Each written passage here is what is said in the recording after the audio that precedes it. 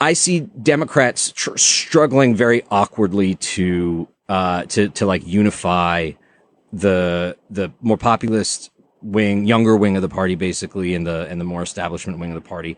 And I, I think they're probably relying too heavily at the moment on the hope that Donald Trump implodes, or that revelations about him and his campaign's ties to Russia or something become the sort of silver bullet to take him down, and they can kind of reprise what happened in 2006 and 8, where for the most part, like you had Obama in 2008, which was a huge boon, but in 2006, they were basically like hanging Republican scandal in the Iraq war around their neck and letting that do all the work. So I hope that doesn't happen, but I do see things like on his way out of the Senate, Harry Reid reportedly told Elizabeth Warren that she should run for president, which is something that he had said to Barack Obama back in 2007, knowing that it would put his own Senate caucus like at odds with itself, because I think he thought that Hillary Clinton was not the ideal candidate for the moment. If Harry Reid, who's pretty politically astute, is saying that the Democrats should try to nominate a candidate who is, like Elizabeth Warren, better situated to speak to both wings of the party, then I think that that's a sign that like things are moving both in terms of message, but also in terms of what the coming platform will be in the right direction. But so I guess the big question then becomes, and this to me is the telling question that the Democrats haven't really ever, or at least not recently, addressed or even acknowledged, which is, so one way to do this is to have a candidate who in reality and substance serves the interest of the donor class, the corporate donor class, but spouts populist rhetoric. And there was an article in 2014 in Politico entitled "Why Wall Street Loves Hillary Clinton," and it was basically channeling all of these Wall Street executives saying, look, we know in order for her to win in the post-2008 climate, she's going to have to sound like a populist, probably bash us a little bit, but we're totally fine with that because we know once she gets into power, she's going to be a reliable, kind of politician who's serving the engines of economic growth and not populism. So they kind of gave her a license to wander rhetorically from what their real agenda is in order to win the election. But that ultimately is the question that the Democrats had, the choice they made back into the 80s and especially early 90s with Bill Clinton and the new Democratic Council and all that was, do you want to be a party that is populist and socialist and based in labor unions and based in, very kind of left-wing economic policies that channels resentments about oligarchy? Or do you want to continue to be this party that is basically backed by Wall Street and Silicon Valley and the corporate donor class? And for a while, Obama was the unifying figure because he was so good at speaking to both wings and serving both wings and making both sides think that they were getting the actual nourishment that they wanted. But I think that, he's a very singular figure, and especially the 2016 election brought into sharp relief because you had these two very distinct candidates that you actually have to make a choice. That I don't think that anyone's going to be satisfied any longer with kind of rhetorical placating. And so I do think there's a really fundamental question about what the Democratic Party is going to be. And I think, it needs to be resolved. And the people who run the Democratic Party, who are in charge of the Democratic Party, want to continue to adhere to the way that it's been constituted because that's who funds them, is service of the donor class. And I think until that issue is resolved, Democrats are going to continue to have major problems politically and electorally and even within their own party because they're going to continue to be perceived as this party that serves a small segment of the population at the expense of everybody else, which is so out of step with the current political climate internationally and domestically as well. So I want to break that into two like separate issues, right? Because like I think that there's the question of what should the Democratic Party do because it's the right thing to do morally. And what does the Democratic Party need to do to win? Which I think is a question we don't know the answer to. I think if Cory Booker is the nominee in 2020 or somebody like him or had been the nominee in 2016, just by virtue of being a slightly better candidate than Hillary Clinton, probably would have won and may well win in the next election. Now, that would be a sign that Democrats didn't really take much substantively away from the 2016 election, but that doesn't necessarily mean that they'd be destined to lose it, right? And I think that a lot of the post-election, criticism of the Democratic Party is sort of built on a foundation of confirmation bias, right? Where like people who have actually basically my set of policy views, but like are very adamant about making those the core things that Democrats go after, were relieved in a sense that Hillary Clinton lost, because it created a structure in which they could say the way for Democrats to win, having just suffered this defeat, is to move in my direction.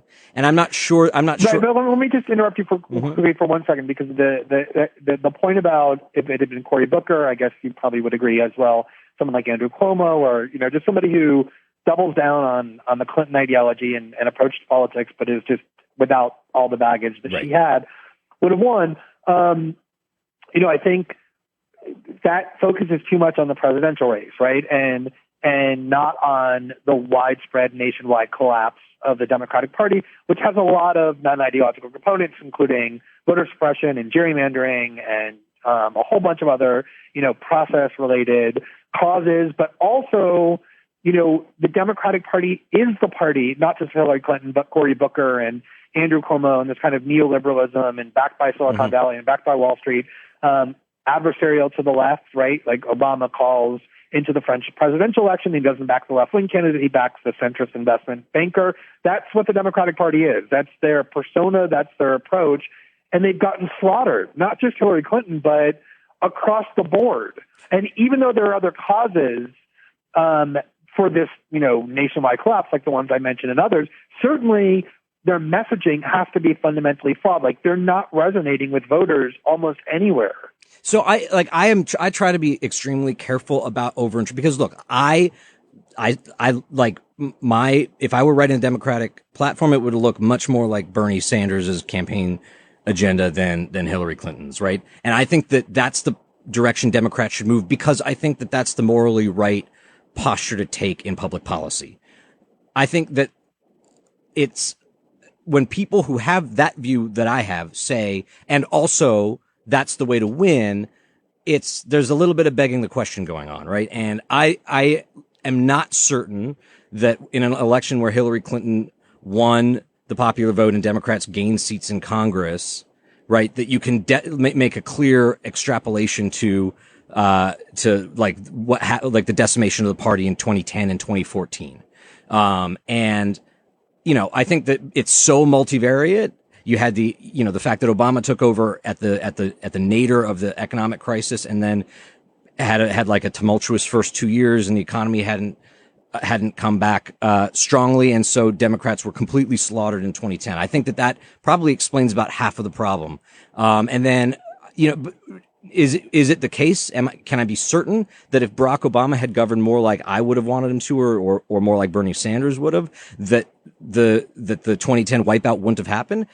I'd like to think so, but I just don't know. And I don't get a lot from like Hillary's like more strident critics on the left, a sense that they have any doubt that their political analysis of their own policies, they might be overinterpreting it a little. Does that make sense?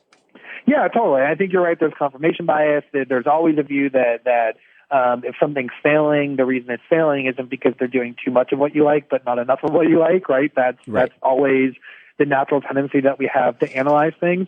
But at the very least, I guess this is what I would say, is this conversation that you and I are having, right, about in what ways is the Democratic Party fundamentally flawed?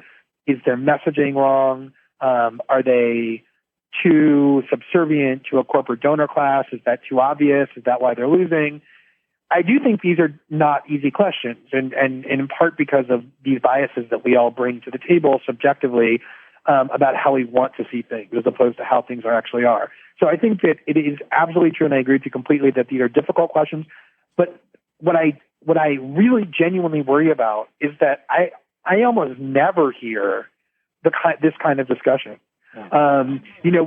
We recently did like an analysis of Rachel Maddow's show, a quantitative analysis, And yes, she's just one person, and yes, it's just one show, but it's, by far the most watched cable news program among liberals every day.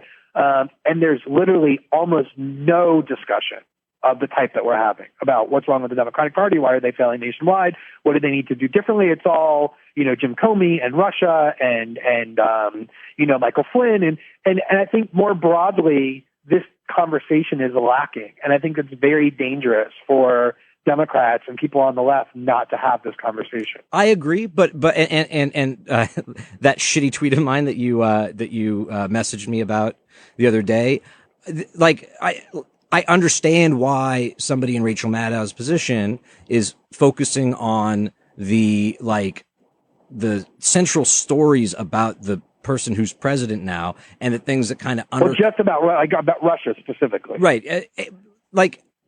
I think not the central stories. That's the problem. Like, not really healthcare, not the Muslim ban, not ICE picking up people in all kinds of terrible due process depriving ways, but Russia specifically. Yeah, I look. I personally try to strike a different balance than that. I write a lot about healthcare, and I write a lot about the Republican agenda and taxes and so on. And I think that's like, and Trump's other grifting and corruption, which I think is, in some ways, it's right there. You don't need an FBI investigation to prove it, right? So that's me. Rachel Maddow does her thing, but in an environment where Trump is president, and it's possible that he won the presidency by colluding with FSB to leak damaging information about Hillary Clinton, like, that's a huge story, and I can't anybody who thinks that it's reasonable how it's a huge story if evidence emerges proving it's true, which is a huge if.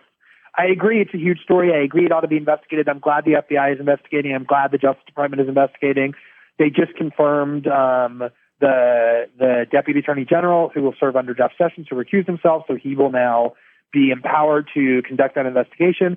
Both Senate Intelligence Committees in the House and the Senate are investigating. The Democrats on the Senate Intelligence Committee are telling everybody it's a real investigation, even the Republicans are committed to it. The House one is a joke. So there are real investigations, and if there's evidence of collusion, it will emerge.